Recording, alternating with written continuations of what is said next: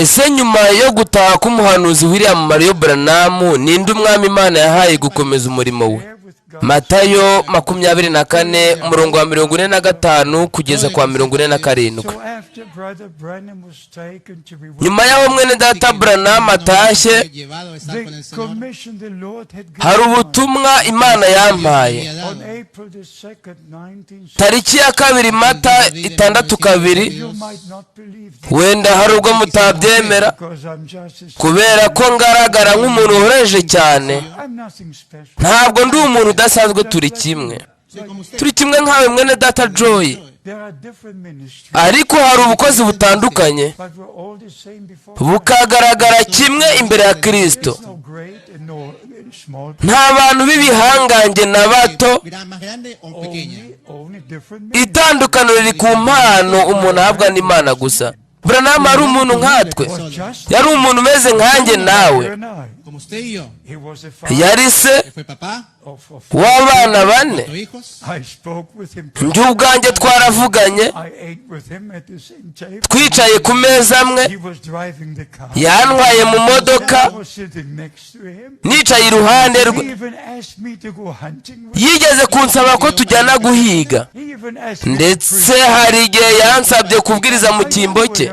Branham nari muzi nk'umuntu kuko nafatiraga amafunguro iwe. None bene data bashiki banjye, abakozi bagiye batandukanye, ariko bose ni bamwe, bagize umubiri wa Kristo, kandi hari umutwe umwe. Mureke mvuga ibi kandi n'umushumba wa hano mbabarire.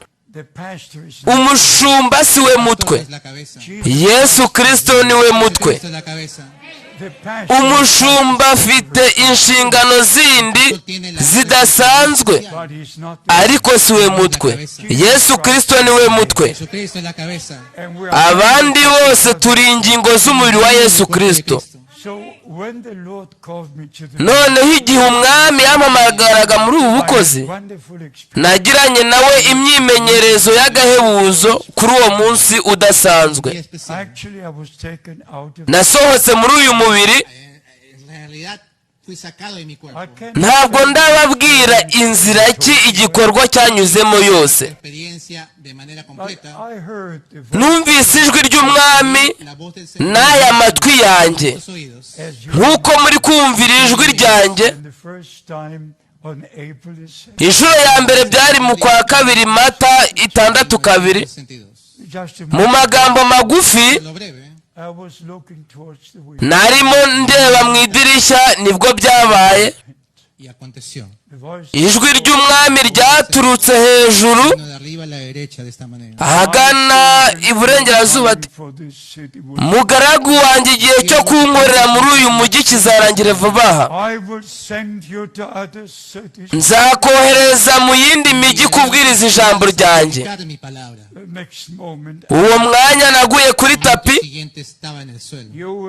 Ntushobora kwiyumvisha ubwo buryo uko bikugendekera mu gihe wumvise ijwi ry'umwami.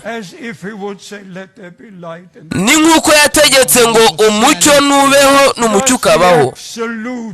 Haba hariho ntakuka mu magambo yose yavuze. Umenya ko ari uko bigomba kumera. Hanyuma umwami Imana arambwira ati, hunika ibiryo kuko inzara ikomeye igiye gutera. Ntabwo nifuza guhora nsubiramo iyi myimenyerezo igihe cyose, ariko nukumenya ko ari inshingano mfite imbere y'Imana. Nzaba nujuje imyaka 84 ku itariki 24 Ukuboza 2017.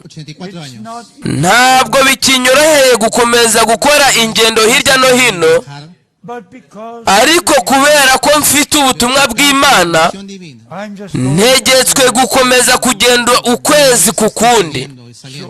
Ni ukuvuga iyi myaka yose ishize, Así que a lo largo de los años, mbagezaho ijambo ry'Imana. la palabra de Dios, Kubw'ubuntu bw'Imana n'ubu turimo kubagezaho ijambo ry'Imana hamwe n'abizera bari mu bihugu 172. 172 países. Kubw'ubuntu bw'Imana Gracias de Dios.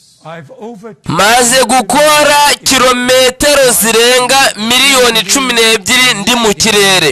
12 millones Mu myaka 50 ishize en los pasados 50 años. buri kwezi mara ibyumweru 2 mu rugo, ibindi 2 nagiye. Y 2 meses fuera. Mva mu gihugu kimwe njya mu kindi, De nación en nación. nkava ku mugabane njya ku wundi, Continente a continente. ngabura ijambo ry'ukuri ry'Imana. La palabra verdadera de Dios. Nanone umwami yarongera arambwira ngo, mugaragu wanjye ntugashinga amateraniro y'uturere. Ntacyo nakora ku materaniro y'uturere. Local. Bene data baho nibo bafite inshingano kuri ayo materaniro y'uturere. Son responsables por la iglesia. Njye ndaza hanyuma nkagenda. Vengo y voy. Ariko bene data bo mu materaniro y'uturere bafite inshingano imbere y'Imana, kugabura ijambo ry'Imana bagaburira ubwoko bwayo Con el pueblo de Dios.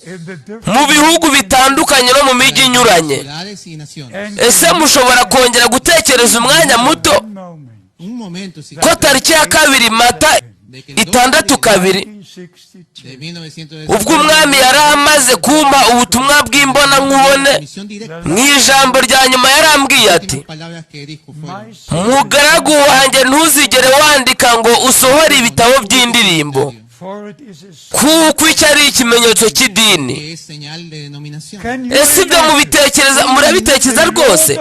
Umwami w'icyubahiro, umwami w'ubwiza, umukwe w'umugeni ugiye kuza, El novio que umukiza atanga ubutumwa bw'Imana dando una comisión divina. na buri ngingo zose zijyanye n'uko gutumwa. De esa comisión. Gutumwa kwihariye kugira gute? Dirigiendo la comisión.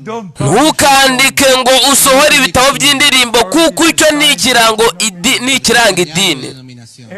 Buri dini ryose rifite Denominación. igitabo cy'indirimbo. Tienen sus propios signales. Buri dini ryose rifite ibitabo byabyo by'indirimbo. Tienen sus Ese Branham aravuga iki? Pero ¿qué dijo William Branham? Imyaka 50 irashize muri ubu bukozi nta dini rirava 15 años. muri ubu butumwa, kandi yavuze ko nta rizavamo. No había denominación y no habrá denominación. Nanone kubw'ubuntu bw'Imana tubagezaho ijambo ry'Imana. Compartimos la palabra de Dios. Bakundwa, nta muntu n'umwe ku isi No hay nadie sobre la tierra. waha agaciro ubukozi bwa Branham nk'uko nkabuha, De William Branham, como puedo yo. kubera ko kubw'ubuntu bw'Imana tariki ya 3/6/2 El 3 de diciembre de 1962, igihe nongeraga guhura na Branham, cuando me reuní de nuevo con el hermano Branham, yambwiye neza ibijyanye no gutumwa kwihariye kwanjye. precisamente sobre la comisión, Ambwiye ibijyanye no guhunika ibyo kurya, lo que era almacenar el alimento, ari byo jambo ryasezeranywe muri iki gihe turimo, que era la palabra prometida por Dios para este día, bikaba byarafashwe ku mabande y'ibibwirizwa. y que está guardada en los sermones que están en la Kubw'ibyo ubukozi bwanjye bwinjiye neza está directamente mu bukozi bwa mwene data Branham. conectado con el ministerio de William Branham. Nanone nta muntu n'umwe kuri iyi si, Nadie más sobre la faz de la tierra. nta n'umwe wahawe ubutumwa n'Imana Sobre la faz de la tierra. Ha recibido una comisión divina. cyangwa ngo abe yarumvise ijwi ryumvikana ry'umwami n'amatwi nk'aya, ngo abe afite ubutumwa bwahamirijwe n'umuhanuzi w'Imana. El profeta de Dios. Hari abahamya babiri ari bo Sotimani na Woods. El señor Softman y el señor Wood. Twari twicaranye ku meza amwe. En la misma mesa. Simvuze ibi kubera ko ari njye, ariko ndashaka kubivuga Porque, kubera ibyerekezo bitandukanye. porque hay tantas direcciones. Bakundwa bene data bashiki banjye, bamwe bizera ko umwami yamaze kugaruka, Algunos creen que el Señor ya vino. abandi bizera ko Branham azagaruka, Algunos creen que William Branham volverá. abandi kandi guhinda kurindwi kw'inkuba. Hari ibyerekezo nka 12, sinzi umubare w'ibyerekezo. Mu mijyi myinshi usangamo ibyerekezo nka 6 cyangwa 8 mu bice. Bose bakavuga ko bizera ubutumwa. N'abanyabinyoma barashutswe. Muri buri teraniro ry'akarere urebye Abefeso, Abakorino, mbese urebye amatorero avugwa muri Bibiliya, havugwa iteraniro rimwe rukumbi. Muri buri mujyi ntihavugwa 2 cyangwa 3, ntabwo ari 4. Hari iteraniro rimwe mu mujyi kandi abizera bari umwe muri buri mujyi. Ntimugakurikire umuntu, ntimugashyigikire umuntu, mugarukire Imana, mugarukire ijambo ry'Imana, mukurikire Yesu Kristo kandi mwizere buri jambo ryose ry'Imana, kubera ko kugaruka k'umwami kuri bugufi cyane. Ni ngombwa ko tuvuga ibi, bene data bashiki banjye. Ni ibyanditswe bingahe nshobora gukoresha? Yakobo ibice 5:7 havugwa ku kuza kwa Kristo, hakavugwa ku mvura y'umuhindo n'iy'itumba. Jya muri Petero wa mbere igice cya mbere, ukomeze Petero wa kabiri igice cya mbere, urebe uburyo intumwa Petero yabwirije ijambo. Angana icy'amasezerano yo mu ijuru twahawe, kugira ngo turusheho kugira kamere y'Imana. Kubw'amasezerano y'Imana ariyo twizera, biduha gusangira kamere nayo, kubera ko twubaha ijambo ry'Imana, tukaryizera, tukumva ijambo ry'Imana. Uhereye mbere hose, kwizera gutera kumvira, naho kutizera gutera gusuzugura. Aburahamu yizeye Imana, kandi Aburahamu arongera yubaha Imana. Itangiriro 17 na 18, Aburahamu yizeye Imana.